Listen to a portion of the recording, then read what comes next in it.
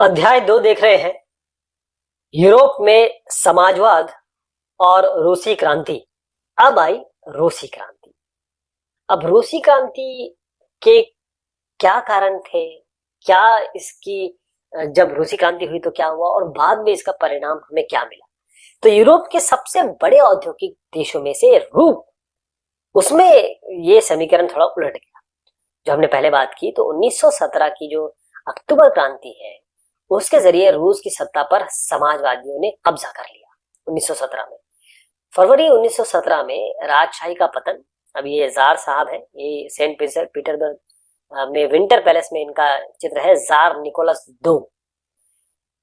इनकी राजशाही का पतन और अक्टूबर की घटनाओं को ही अक्टूबर क्रांति कहा जाता है। अक्टूबर क्रांति का मतलब ये है कि जो फरवरी 1917 में, इसमें मैं बताऊंगा आगे और चलेगा, लेकिन अक्टूबर क्रांति किसे कहा जाता है। फरवरी 1917 में राजशाही का जो पतन हुआ, इंसाफ मतलब जो भी राजा नाम से जैसे जार कहा जाता था वहां पर, और अक्टूबर की जो घटनाएं हुई उसे अक्टूबर क्रांति कहा जाता है। तो नजर डालते हुआ क्या था, कैसे कैसे क्या चीज बड़ी थी। रूसी साम्राज्य 1914 में रूस पर निकोलस दो साहब, दो ये जिनका चित्र मैं दिखाया, उनका शासन था। और जो मॉस्को, मतलब रशिया या मॉस्को इतना छोटा नहीं था, उसके आसपास जो भू क्षेत्र थे, फिनलैंड जो हो गया, Latvia, Lithuania, Estonia, Poland, Ukraine, Belarus, ये इसके हिस्से थे। और बहुत दूर तक, यानी कि इनका जो साम्राज्य था प्रशांत महासागर तक फैला था। तो आज के जो मध्य एशियाई राज्य आप जानते हैं, जॉर्जिया, आर्मेनिया, अजरबैजान, ये भी इसी में आते थे। तो सोचिए आप कितना बड़ा होगा ये। अगर मैं यहाँ पर आपको चित्र से दिखाऊं तो ये वैसे तो ये उस समय की बात है जहां पर जब विश्व युद्ध हुआ। तो उसको समझने, उस विश्व युद्ध को थोड़ा दिमाग में रखिएगा, फिर आप ज्यादा समझ पाएंगे। ये जो है केंद्रीय शक्तियां थी, जो ये जो आप इस कलर में देख रहे हैं, पिंक कलर में, जर्मनी, ऑस्ट्रिया, हंगरी, ये सब मिले। और इन्होंने किससे लड़ाई की? इनकी लड़ाई हुई युद्ध जो हुआ वो हुआ मित्र शक्तियों से, फ्रांस, इंग्लैंड और रूसी साम्राज्य। और साथ में यहाँ भी जो ग्रीन एरिया दिख रहा है आपको, ऐसे कुछ राज्य थे जो तटस्थ थे। स्पेन ने कहा कि हम किसी से नहीं लड़ेंगे, अल्बानिया थे किसी से नहीं लड़ेंगे। और उसके बाद ये जो आप वायलेट में देख रहे हैं, वो बुल्गारिया और ऑटोमन साम्राज्य, ये ऐसे जो तटस्थ राज्य थे, जो पहले तो तटस्थ थे। पहले तो उन्होंने कहा कि हम किसी के साथ नहीं जाएंगे, ना केंद्रीय शक्तियों के साथ जाएंगे, ना मित्र शक्तियों के साथ जाएंगे।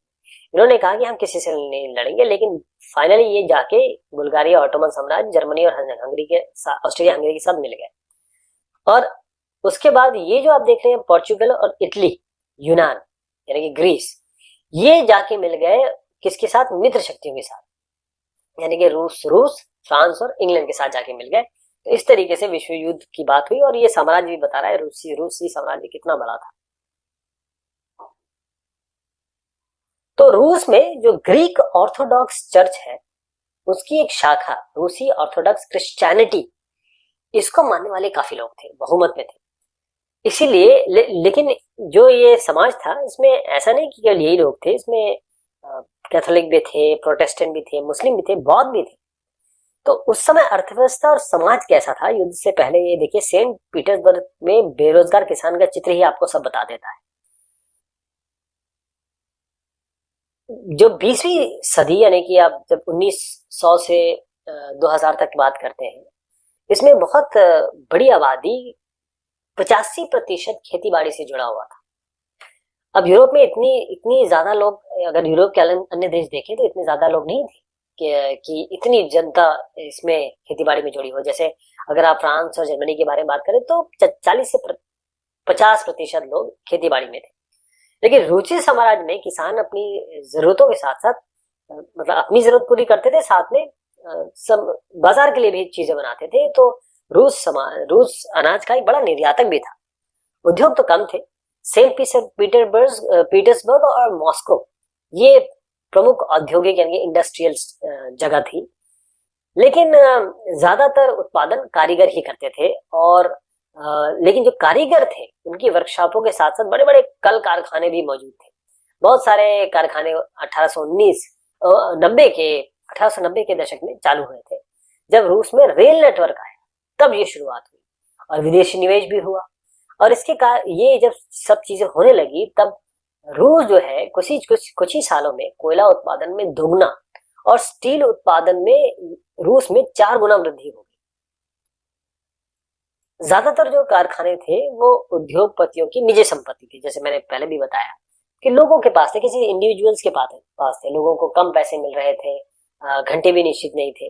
अब सरकारी विभाग बड़ी फैक्ट्री में नजर तो रखते थे, लेकिन फैक्ट्री इंस्पेक्टर जो ये नियमों का उल्लंघन हो रहा था उसको रोक नहीं पा रहे थे। तो कारीगर की जो इकाइयां थी और वर्कशॉप 15 घंटे खिंच जाती थी, जबकि कारखानों के जो मजदूर थे वो 10 से 12 घंटे इनकी शिफ्ट होती थी। तो ये आप देखिए डॉर्मेट्री दिखाई जा रही है। डॉर्मेट्री में कमरों में लोग रहते थे और वो अपने शिफ्ट के हिसाब से सोते थे और परिवार भी नहीं रख सकते थे। और सामाजिक स्तर पर भी मजदूर बटे हुए थे। कैसे? कुछ मजदूर मूल गांव के साथ अभी मतलब अपना जो उनका पैतृक गांव होगा वहां से उनका अभी भी जुड़ाव था, लेकिन कई मजदूर जो है परमानेंटली यहाँ पर आके बस चुके थे शहरों में। अब इनकी योग्यता और दक्षता में भी काफी अंतर था, या स्किल है या एबिलिटी है या फिर उन्होंने जो एजुकेशन ली है। सेंट पीटर्सबर्ग में धातु मजदूर साहब ये कहते हैं कि जो धातु कर्मी मजदूरों को खुद को साहब मानते हैं, यानी जो धातु कर्मी है मजदूरों में सबसे ऊंचे हैं, क्योंकि इस काम के लिए प्रशिक्षण होता है, निपुणता चाहिए। तो 1914 में जो फैक्ट्री मजदूर है उनमें औरतों की संख्या 31% थी, लेकिन पैसा देख लीजिए या बाकी चीजें देख लीजिए उनको कम ही मिलती थी। जो मजदूरों के बीच जो फासला है उनके रख रखाव पहनावे से दिखता था। कुछ मजदूरों ने बेरोजगारी या आर्थिक संकट के समय एक दूसरे की मदद करने के लिए भी संगठन बना लिए थे, लेकिन ऐसे संगठन उस समय कम थे। अब ये जो विभेद मैंने बताए उनके ये तो थे ही थे। जब किसी को नौकरी से निकाल दिया जाता था, अगर मालिकों से कोई भी शिकायत होती थी तो मजदूर मिल जाते थे। 1896, 1897, 1902 इसमें ऐसी काफी सारी हड़तालें हुई।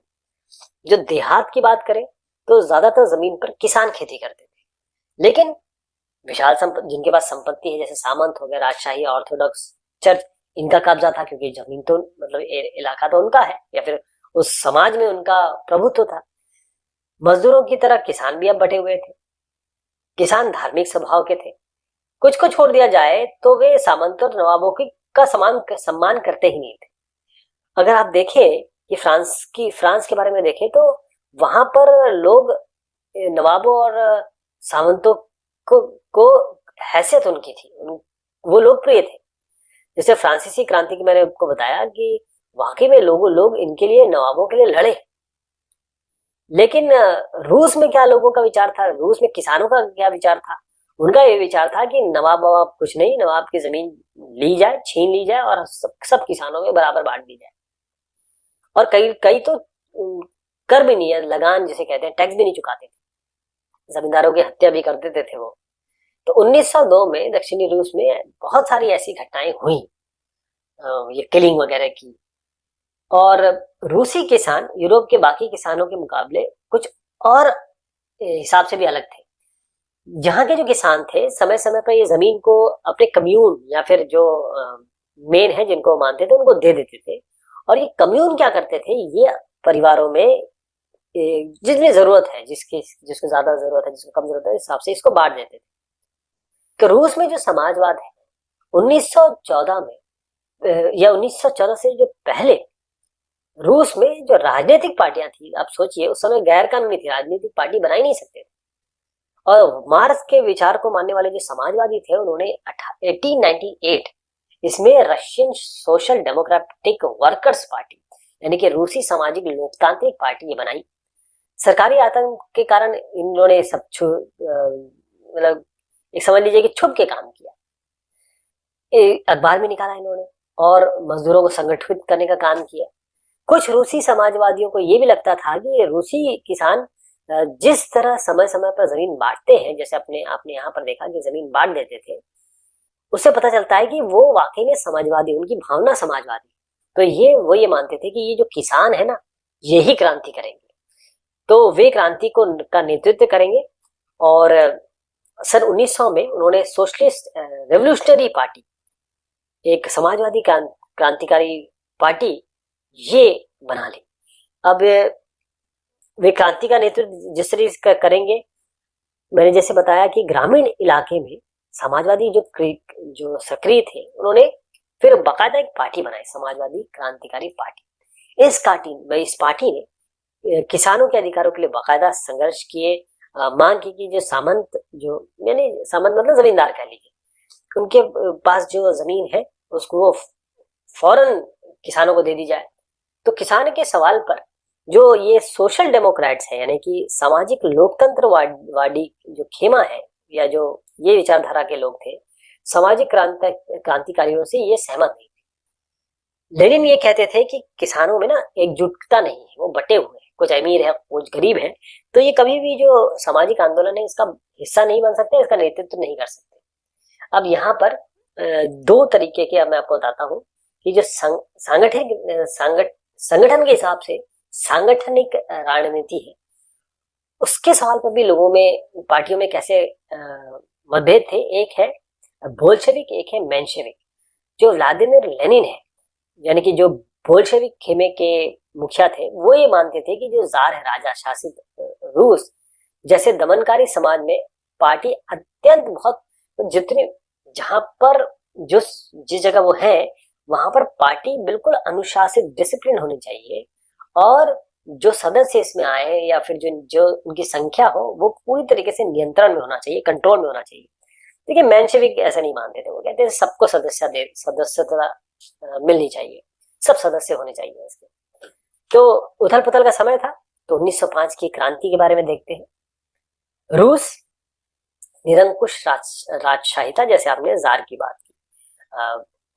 अब यहाँ पर जार का अभी भी शासन था। सोचिए उस समय भी जार का शासन था, जब बहुत सारे उदारवादियों ने कहा कि इसको खत्म करना चाहिए। 1905 की क्रांति के दौरान उन्होंने जो संविधान की रचना के लिए सोशल डेमोक्रेट और समाजवादी जो क्रांतिकारी है उनको साथ लिया और बहुत सारा काम किया किसानों और मजदूरों के बीच। तो रूसी साम्राज्य के तहत जो उन्हें राष्ट्रवादियों जैसे पोलैंड हो गया, और इस्लाम के जो आधुनिकीकरण के समर्थक यानी कि जदीदियों का, इनका भी समर्थन मिला। तो रूसी मजदूरों के लिए 1904 इसका साल थोड़ा बुरा रहा, क्योंकि जो वास्तविक वेतन है, यानी कि मतलब जो एक पैमाना होता है कि किसी व्यक्ति के वेतन के वास्तव में कितनी चीजें खरीदी जा सकती है, यानी कि पैसा अगर ज्यादा भी मिल रहा है और अगर चीजों का रेट ज्यादा है तो उसका मतलब वास्तविक वेतन तो कम हुआ ना। तो कुछ ऐसी चीज हुई कि वास्तविक वेतन लोगों का कम हो गया। उसी समय जो मजदूर संगठन है उनकी सदस्यता में भी काफी इजाफा हुआ। 1904 में एक असेंबली ऑफ रशियन वर्कर्स, इनके 4 सदस्यों को प्यूलितो आयरन वर्क्स इनसे इसमें नौकरी कर रहे थे, हटा दिया गया। तो मजदूरों ने आंदोलन छोड़ दिया। सेंट पीटर्सबर्ग के 1,10,000 से ज्यादा मजदूर काम के घंटे घटाकर 8 घंटे के लिए, वेतन की वृद्धि करने के लिए, कार्य जो कंडीशन है काम करने, कार्य स्थिति के सुधार के लिए उन्होंने कहा कि हम हड़ताल करेंगे, हड़ताल पे चले गए।